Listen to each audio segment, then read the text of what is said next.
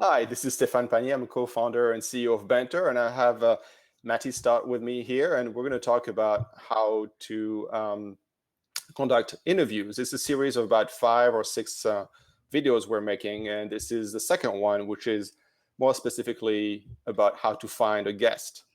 Last time we talked about the importance of doing an interview, and this time we're going to talk about how to find a guest. Yes. Matty is a broadcasting professor at the Academy of Arts University in San Francisco. He's a former producer and host of WJFK in Washington, D.C., of NEW in New York City, and of Alice Radio in San Francisco. Welcome, Matty. Good job. You were much looser on that one. All right. Now, the next thing you actually told me to do, or advised me to do, was an icebreaker. So let's do an icebreaker very quickly, and then we'll jump into the main topic. And it's always good to set it up that way. Okay, yeah. Let's do an icebreaker. No. But it's part of learning, right? It is. No. You start an interview with an icebreaker. So I've seen you do an icebreaker, and I'm just going to copycat you, if you don't mind. So okay. Here's my icebreaker. It's a very special question. If you were a sandwich, what would you be?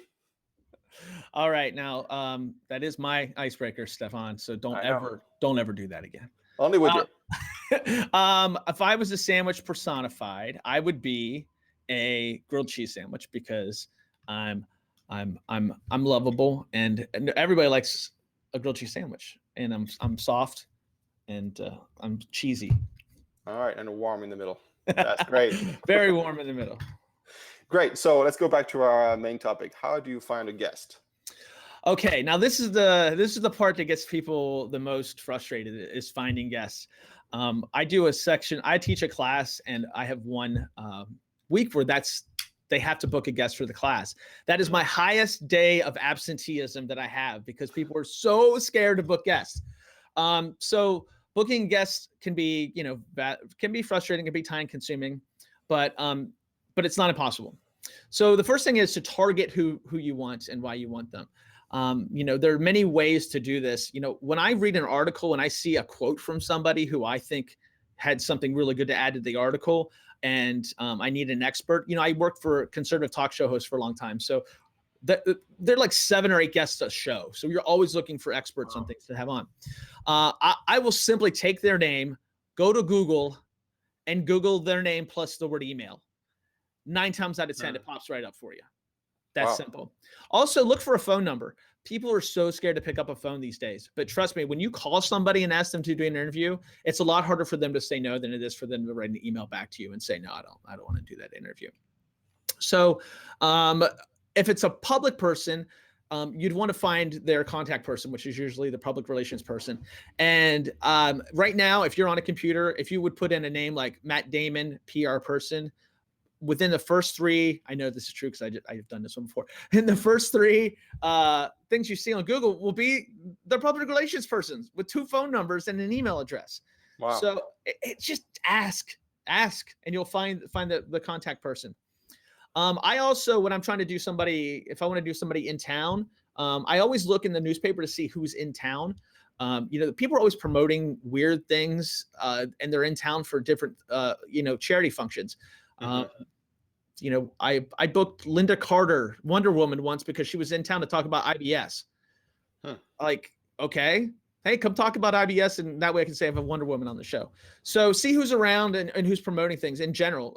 If you know that if you want to have a celebrity on, and you know that they have a charity that they really like, go that angle. Right. Go through the charity. Don't just go to them and go, I want to have you on the show to talk about your boyfriend. People want to promote things. They don't want to just come on your show just to come on your show, unless you're, somebody important.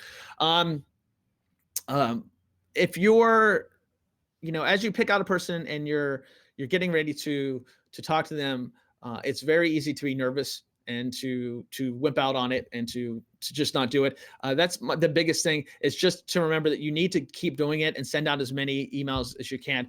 Don't go after one guest and just think that's the end of it. You need to try to book several people. If you're trying to fill a hole in a show, reach out to 3 or 4 people.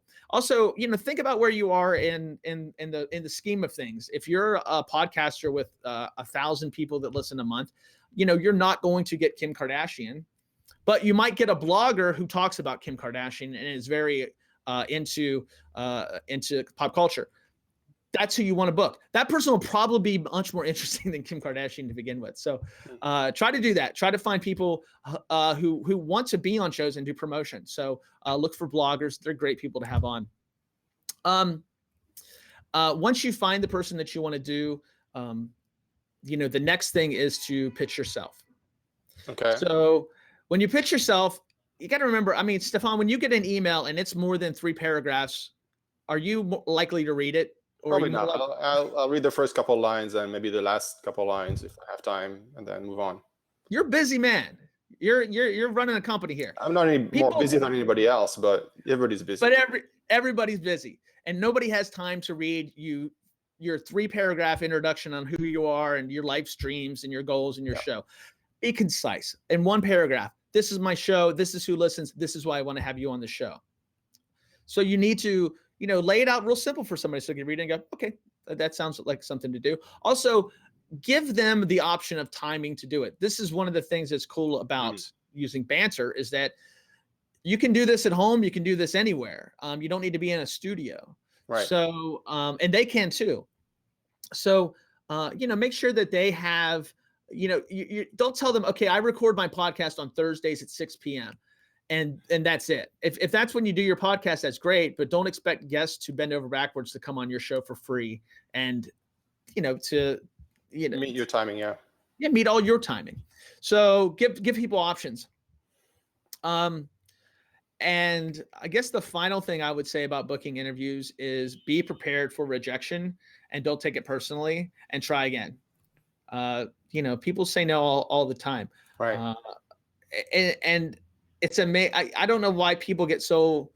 The world doesn't die. Nobody is going to come. The world doesn't end. People don't die. Nobody's going to come after you because you asked them to do an interview. They're going to say no, and you're going to get more no's than yes, especially when you're first starting off. So take them with a grain of salt. I mean, I used to keep rejection letters when I was a feeble writer. I would keep rejection letters on my wall as inspiration. So, use those emails, and then, but later on, the best thing is when you finally start to get some traction on your show and you get success, and those same people come back and they want to be on your show. I had this happen with a comedian once who wasn't super nice to me when I was coming up. And then as I got more established and they came to be on my show, I took great pleasure in saying, no, you should have been nicer to me when I was coming up. So, yeah. Okay. Vengeance. Right. Yeah. Or I don't know if I want people to be on my show. What's that? I don't think I'd like to take vengeance, but I would definitely make them notice. First thing I would tell them, that would be my icebreaker. Why did you reject me? That's the first time around. See, you take lemons and make lemonade. I just make a sour mix. Anyway, well, thank you very much for all these advice. The next topic we're going to cover in the next conversation is about actually the best practices for preparing the interview. So you know why you want to do an interview, you have the person lined up or the people lined up, several one, and how do you prepare? So that will be our next show. Thanks a lot, Matty. Thank you. Talk to you soon. Bye-bye.